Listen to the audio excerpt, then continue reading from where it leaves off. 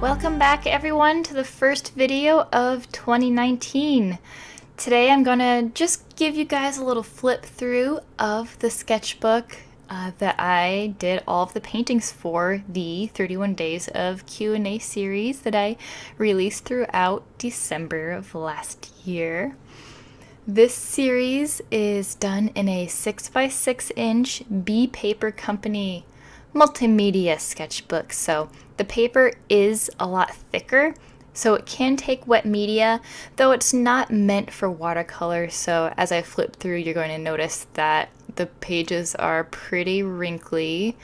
I'm decently heavy-handed with my watercolor when I'm laying down that first wash, and I didn't hold back because these little pieces were just meant to be kind of daily warm-ups, daily mini paintings, just something that I could paint and show you while I was doing the question a day answers. So I chose to mostly paint landscapes. There's a duck in there, and there is one painting that has a flower with a bee on it, but mostly plants and landscapes is what I chose to do for this series because it gives me a little bit more freedom in how I created each painting, and I didn't have to follow any photos like specifically, because with an animal, you can't really change much about an animal and have it still look like that animal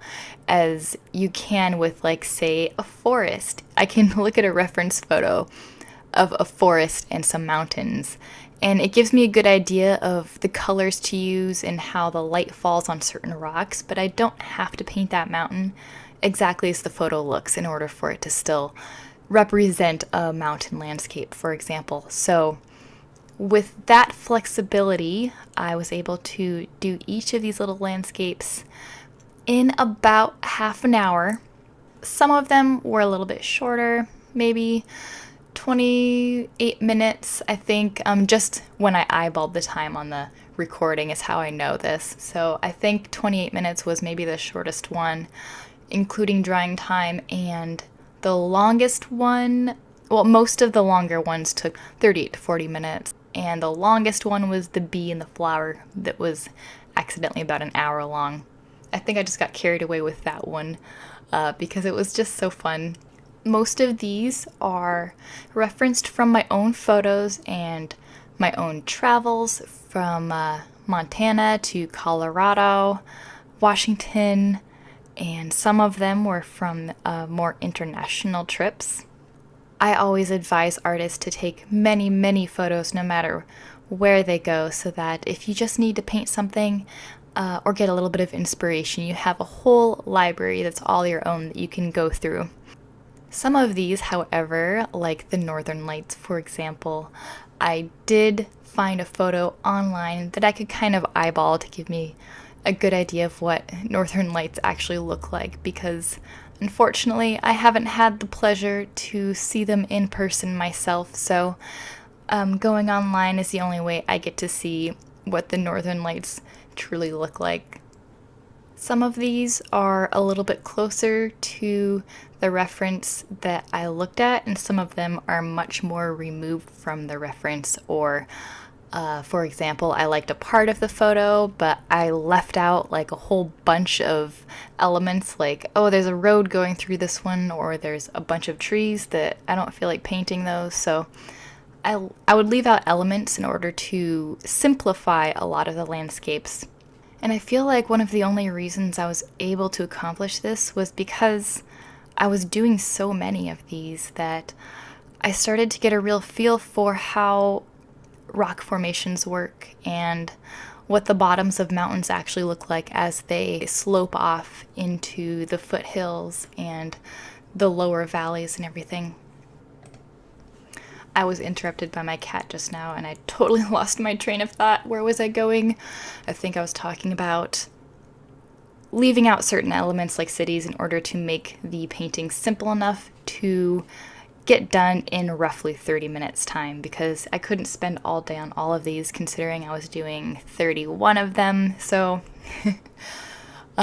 but I tried to include a variety of landscapes with blue skies, some with clouds, some were cloudy, some with sunsets, some with darker water with lighter water with reflections, different colors of water. I did try to pick things to also push myself outside of a comfort zone. So with watercolor, some of the most challenging things for me is being in control of lighting in such a way that I don't accidentally paint over certain parts of the painting in a way that makes the lighting not work. So I had to be cautious about where I put down my lights and darks. With any watercolor, you want to do this. So doing these paintings gave me a much better understanding and control of where to keep light and where I was able to start applying those darker colors. I do use heavy body acrylic and white gel pen for some of these, especially the gel pen in the starscapes. I use that a lot for the stars, and a little bit of outlining here and there with the white gel pen.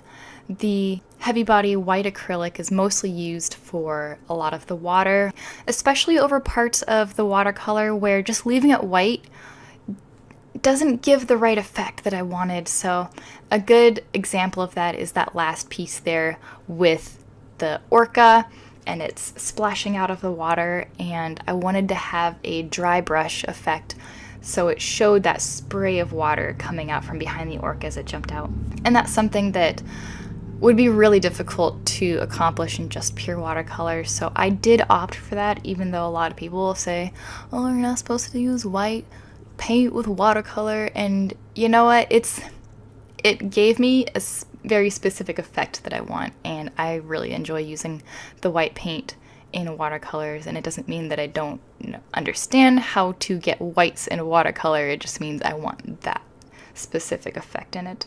But I could go on about that, and so I will drop that subject for now, maybe do the little talk about that later, or possibly a rant, because I do feel strongly about what is or isn't allowed. I enjoyed this series.